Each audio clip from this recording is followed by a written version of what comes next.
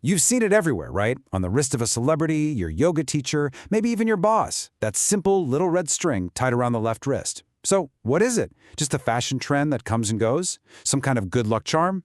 Well, the truth is, it's neither. It's actually a key to a piece of ancient wisdom, a kind of technology of consciousness that sages have used for thousands of years. It's not for decoration, it's for protection. And today, we're going to decode this powerful symbol and really uncover the secret it holds. But first, let's get personal for a second. Think about the last time you walked away from a conversation and you just felt completely exhausted, even if the chat itself was totally fine. Or, you know that heavy, kind of murky feeling you get after being in a crowded room? Like you've been coated in other people's stress? Maybe you've even felt a weird pull or a drain from someone just looking at you too intensely. If any of that sounds familiar, I want you to know you are not imagining it. You're experiencing a very real, very tangible, energetic exchange. So here's the core idea we're going to work with today. Just imagine that your personal energy field, your aura, your vibe, whatever you want to call it, is a sacred space. It's your own personal temple. And just like any temple, it really deserves to be a place of peace, right? A place of sanctity. But in the world we live in, it's constantly being bombarded with noise. Unspoken anxieties, other people's demands, waves of collective stress. Every temple needs a guardian. And this ancient practice is all about learning how to consciously guard your own door. Okay, let's dive into this a little deeper. Because to effectively guard that door, you first have to understand exactly how the unwanted energy gets in the first place. We're talking about subtle leaks, things that are happening all the time, often completely beneath our conscious radar. We tend to just dismiss these feelings, but honestly, they are the root cause of so much unexplained fatigue and emotional confusion. Think of your energy field like a house with all the windows thrown wide open. If a storm is brewing outside, well, all that wind and rain is coming right in. That's exactly what happens when you absorb emotions that aren't yours. All of a sudden, you're feeling a friend's anxiety as if it's your own. That exhausting you feel after meetings. That's the energetic cost of just trying to navigate all the unspoken agendas and competing intentions in the room.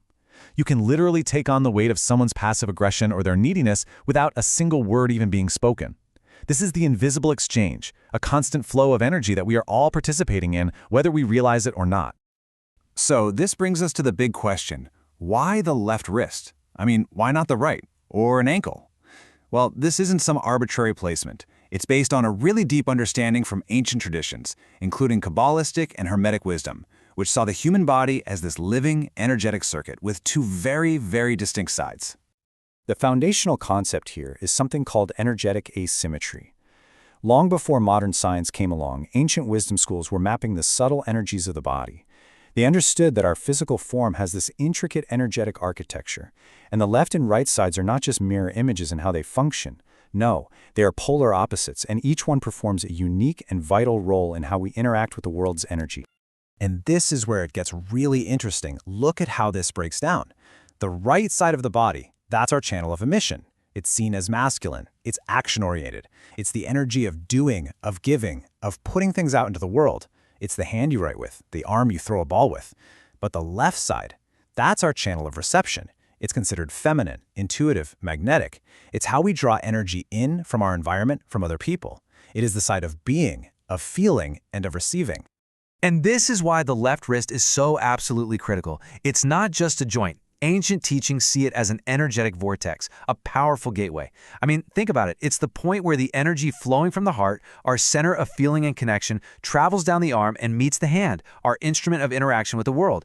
This makes the left wrist a primary entry point for external energies to flow inward and directly influence our emotional core. This is the very gateway we need to learn to guard. All right, but here, this is the absolute core of this entire teaching. This is the secret that separates this practice from just being a superstition. The real power, the true protective force, it's not actually in the physical red string itself. It's something much, much more profound than that. Let that quote just land for a second. If you just tie a piece of string on your wrist because you saw someone else do it, you've essentially done nothing. It's just an accessory.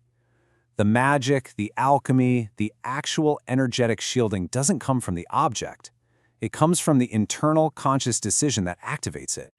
Let's break this down into 3 simple parts. First, you have to understand that the red string is simply the vehicle. It's a physical anchor point for a non-physical reality. It's this humble, tangible object that you can see and touch, and it serves as a constant, physical reminder of a powerful energetic commitment you are making. Second, if the string is the vehicle, then your intention is the fuel. This is what gives the vehicle its power and its direction. A clear, focused, conscious choice to protect your energy field, to filter what you allow into your sacred space. That is the potent force that turns a simple piece of wool into an active shield. It's the why behind the what. And finally, your consciousness is the key that turns the ignition and keeps that engine running. See, intention is the initial spark, but consciousness is the sustained awareness. Every single time you glance at the string on your wrist, you are reigniting that intention. You are reminding your subconscious mind of the boundary you've set. It becomes this living seal, an extension of your sovereign will in the world. So the crucial point is, how do we perform this alchemy, right? How do we infuse a simple object with such a powerful purpose? Let's move from the theory to the practice. This is how you consciously activate your own shield. Now, this doesn't need to be some elaborate, complicated thing, but it does have to be sincere. First, set your purpose. Get crystal clear on what you're shielding yourself from. Is it a specific person's negativity, general anxiety in your workplace? Next, create a quiet moment for a simple ritual. Light a candle, take a few deep breaths. As you tie the string on your left wrist, use 3 distinct knots. And with each knot you tie, state your affirmation, either out loud or just in your mind. Something like, I am sovereign in my energy. Or only love and positivity may enter here. I release all that is not mine. You are literally knotting your intention into the physical world. And finally, you have to understand that when the string eventually frays and falls off, its work is done. It's absorbed what it needed to. Just thank it for its service and release it back to the earth. Okay, this next point is absolutely critical to understand. This practice is an exercise in mindfulness. It's not some magic charm that gives you a free pass. It requires your participation. It's a tool for consciousness, not a replacement for it. And this just brilliantly illustrates the biggest mistake people make. Treating the string like a fashion statement while you keep engaging in unconscious energetic habits, well, that's like going into battle wearing armor made of paper. I mean, it might look the part, it might give you a false sense of security, but the moment you face a real challenge, it will offer you zero protection. The symbol has to be infused with soul, with your conscious living intention to have any power at all. And you know, there's an even deeper layer here. When you consciously set an energetic boundary on the outside, something really remarkable starts to happen on the inside. You're not just saying no to external negativity. You're also creating a clear definition of what is you and what is not you. This practice helps you untangle your emotions from the emotions of others. It brings clarity and order to your inner world, it reduces the chaos, and it makes it so much easier to know what truly belongs to you. So ultimately, what this entire practice boils down to is a profound act of self-respect. It's about claiming ownership of your own energetic space, of your own well-being. It is about declaring your energetic sovereignty. So let's just completely reframe the purpose here.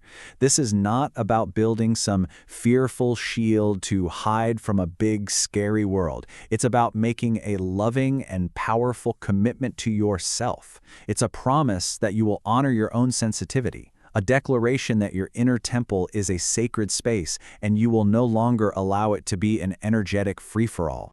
And so, this all leads to a fundamental choice. The choice is yours right now.